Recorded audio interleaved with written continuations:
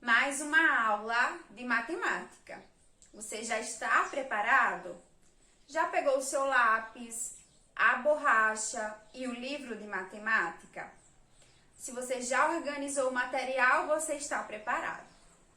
Na aula de hoje, nós teremos a acolhida, vamos finalizar a leitura do livro A Quarta-feira de Jonas.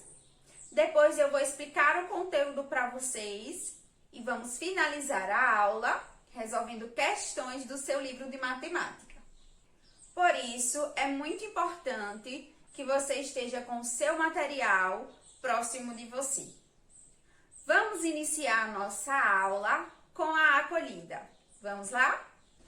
Turma, na acolhida de hoje, nós vamos finalizar a leitura deste livro, que tem por título A Quarta-feira de Jonas. Quem escreveu essa história foi a Socorro Acioli. Nós paramos a nossa leitura nessa página. Vimos que a Socorro Acioli resolveu escrever um novo final para essa história. Então, ela iniciou falando que o Jonas recebeu a encomenda do carteiro, rasgou o saco plástico e jogou ele na lata de lixo. Vimos que enquanto ele lia a primeira revista, a mãe dele retirou o saco e levou para a estação de reciclagem. No dia seguinte, Jonas lia a segunda revista e o caminhão da empresa de reciclagem coletava os sacos plásticos, inclusive aquele do Jonas. Agora, nós vamos continuar a leitura desse livro para descobrir o final dessa história. Vamos lá? Nas sextas-feiras, Jonas leu a terceira revista, a melhor de todas. Enquanto o pessoal da estação de reciclagem separava os plásticos, vidros, papéis e encaminhava cada coisa para o lugar certo. No sábado, Jonas releu as 3 revistas e começou a ler a quarta. Enquanto o plástico, juntamente com quilos de outros plásticos, eram moídos, lavados, secos e transformados em resina para a fabricação de outras coisas. Olha só, turma, veja a separação do lixo e aqui o lixo sendo reciclado para a fabricação de outras coisas. No domingo, Jonas leu a última revista. Preparou o boné, o binóculo e foi com seu pai até a Ponte dos Ingleses para observar os golfinhos, como fazia toda semana. Mas daquela vez teve uma surpresa. Uma nova família de 4 golfinhos chegou para ficar. Eles souberam que ali o mar era limpo, bom para viver. Januária, Juvencio, Juvenal e Júnior pareciam muito contentes, correndo e pulando com os novos amigos. Jonas quebrava a cabeça para arranjar mais 4 nomes com a letra J e batizar a família que acabara de chegar. E no mar, a beleza de sempre. Nada de lixo, nada de sujeira. Só a natureza linda e cheia de vida como deve ser. Olha só, turma, esse é um novo final dessa história. Veja que dessa vez os golfinhos não sofreram com a poluição do mar, porque dessa vez o Jonas resolveu jogar o lixo dele no lixo e as demais pessoas também. Veja a importância de jogar o lixo no lixo. Nós podemos evitar que vários animais, que a natureza e até mesmo nós, os seres humanos, sofra com os prejuízos que o lixo traz para a nossa saúde. Então, a partir de hoje, você já aprendeu. O lugar do lixo é no lixo. Turma, agora chegou o momento que eu escolho 2 palavras do texto para conversar com vocês. Eu escolhi as palavras lavado e seco. Essas palavras nós encontramos no texto no momento em que o lixo ele é separado pelo pessoal da reciclagem e depois esse lixo ele é moído, lavado e seco. E depois desse processo, ele é transformado em outra coisa. Então, vamos começar analisando essas palavras. Vamos começar com a palavra lavado. Turma, quantas letras tem essa palavra? Vamos contar? 1, 2, 3, 4, 5, 6. E a palavra seco tem quantas letras? 1, 2, 3, 4. 4 letras. Turma, quais são as letras dessas palavras? Da palavra lavado é L-A-V-A-D-O. E da palavra seco, S-E-C-O. Turma, agora vamos identificar as sílabas. Na palavra lavado, nós temos 3 sílabas. Veja, lá, vá, dó.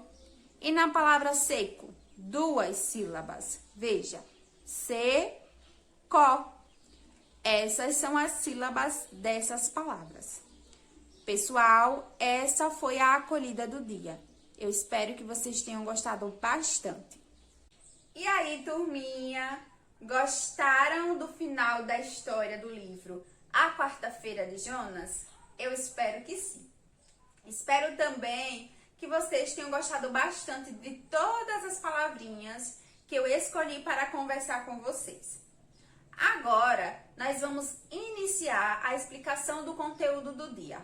Preste bastante atenção, porque depois nós vamos resolver questões do seu livro de matemática. Vamos lá?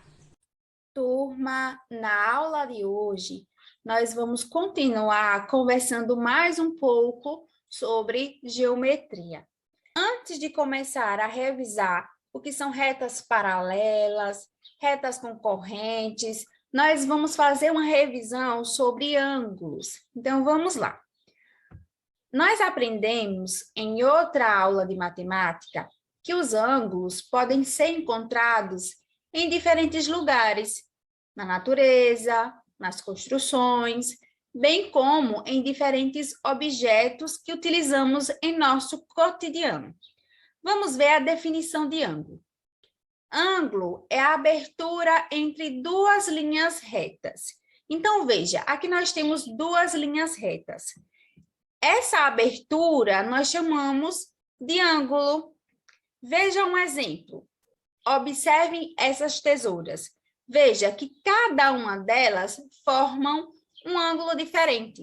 Então, os ângulos aparecem em diferentes situações no nosso dia a dia. Um simples objeto, como uma tesoura, pode representar diversos ângulos, dependendo de sua posição. Turma, nós aprendemos em outra aula que existe o ângulo reto, que é aquele que tem medida de 90 graus. Observe a imagem. Aqui nós temos um ângulo reto, que tem a medida de 90 graus. E o ângulo reto, ele pode ser associado a um giro de 1/4 de volta. Conhecemos também o ângulo agudo, que tem medida menor que 90 graus. Veja a imagem. Aqui nós temos um ângulo agudo. E o ângulo agudo, ele pode ser associado a um giro menor que o de 1/4 de volta. Temos também o ângulo obtuso, que tem medida maior que 90 graus. Observe a imagem. Aqui nós temos um ângulo obtuso. E o ângulo obtuso, ele pode ser associado a um giro maior que o de 1/4 de volta e menor que o de meia volta. Turma, agora nós vamos revisar o que são retas paralelas. Em outra aula, nós já conversamos sobre as retas paralelas e nós vimos que as retas paralelas não possuem ponto em comum, ou seja, elas não se cruzam. Então, observe a imagem. Veja que aqui nós temos retas paralelas. Por quê? Porque elas não possuem um ponto em comum. Elas não se cruzam. Veja o exemplo da reta S e da reta R. Veja que elas são paralelas. Por quê? Não possuem um ponto em comum. elas não se cruzam. A mesma coisa acontece com as retas U e V, e também com as retas D, E e F. Elas são retas paralelas porque não possuem ponto em comum. Elas não se cruzam. Vimos também o que eram as retas concorrentes. Aprendemos que retas concorrentes possuem um ponto em comum, pois elas se cruzam. E eu mostrei esse exemplo. Veja que a reta R e a reta S possuem um ponto em comum. Elas se cruzam. A mesma coisa acontece com a reta Q e a reta P. Agora, nós vamos conhecer as retas perpendiculares. O que são retas perpendiculares? Retas perpendiculares possuem um ponto em comum, o qual forma um ângulo reto, um ângulo de 90 graus. Veja, turma, as retas perpendiculares, elas possuem um ponto em comum. Veja que a reta S e a reta T têm um ponto em comum porque elas se cruzam. Elas são chamadas de retas perpendiculares porque possuem um ângulo reto de 90 graus. Por isso que elas recebem esse nome especial, perpendiculares. Observe que as retas perpendiculares é um caso especial de retas concorrentes. Veja que elas se encaixam na definição de retas concorrentes, que são retas que têm um ponto em comum, elas se cruzam. Veja, o exemplo dessas retas perpendiculares, elas têm um ponto em comum, elas se cruzam. Então, elas se encaixam também nas retas concorrentes, só que ela recebe o nome especial, retas perpendiculares. Por quê? Porque elas formam um ângulo de 90 graus, por isso que ela recebe esse nome especial, retas perpendiculares. Então, veja, as retas perpendiculares são também retas concorrentes, mas elas também podem ser chamadas de retas perpendiculares. Turma, esse foi o nosso assunto do dia. Turma, agora que nós já explicamos o conteúdo para vocês, nós vamos começar a resolver questões do seu livro de matemática. Então, pegue o livro, você vai abrir na página 212. Nessa página, nós vamos resolver a questão de número 1, que diz assim: observe o mapa e, em seguida, faça o que se pede. A linha tracejada representa o caminho que Tiago fez de sua casa ao mercado. Vamos observar? A casa de Tiago está aqui. Essa linha tracejada representa o caminho que ele fez até chegar ao mercado. Letra A. Quando chegou à esquina da Avenida dos Carvalhos com a Rua das Margaridas, Tiago deu um giro à esquerda. Esse giro foi de uma volta, de meia volta ou de um quarto de volta? Vamos observar? Veja, turma, quando ele chegou aqui, olha só, na esquina da Avenida dos Carvalhos e da Rua das Margaridas, ele deu um giro para a esquerda. Esse giro, ele foi de uma volta, de meia volta ou de um quarto de volta? Turma, se vocês observarem bem a ilustração, você vai perceber que aqui forma um ângulo de 90 graus. E nós aprendemos que o ângulo de 90 graus, ele pode ser associado a um quarto de volta. Então, a resposta aqui é de um quarto de volta, ok? O giro foi de um quarto de volta. Essa é a resposta da letra A. Vamos agora para a letra B, que diz assim: a Avenida dos Carvalhos e a Rua das Margaridas lembram retas paralelas ou concorrentes. Por quê? Vamos aqui encontrar a Avenida dos Carvalhos. Ela está aqui. E a Rua das Margaridas? Ela está aqui. Turma, a Avenida dos Carvalhos e a Rua das Margaridas lembram retas paralelas ou concorrentes? Isso mesmo, concorrentes. Por quê? Porque elas se cruzam, vejam. Então, a resposta da letra B é retas concorrentes, pois elas se cruzam. Vamos para a letra C. Ele pergunta: No mapa acima, aponte com o dedo pares de ruas perpendiculares. Depois, registre um desses pares. Turma, a resposta para a letra C pode ser a Rua das Papoulas com a Rua dos Miosotes. E também pode ser a Rua Pequena, olha só, a Rua Pequena com a Rua dos Miosotes. Ok, turminha? Aqui abaixo tem uma ilustração que diz assim: nesse esquema é preciso dar um giro de um quarto de volta para sair de uma rua e entrar em outra. Nesse caso, dizemos que as ruas são perpendiculares. Veja, essas ruas que nós acabamos de indicar aqui na letra C, elas são perpendiculares. Por quê? Nessa esquina, para entrar na outra rua, é preciso dar um giro de um quarto de volta. Ok, turminha? Pessoal, vamos agora para a página 214. Nessa página, nós vamos resolver a questão de número 1. Eu vou fazer a leitura e quero que você acompanhe junto comigo. Diz assim: Gilda desenhou e recortou uma figura em uma folha de papel sulfite. Observe como ela fez. Vamos observar as ilustrações. O primeiro passo: Gilda pegou uma folha de papel sulfite.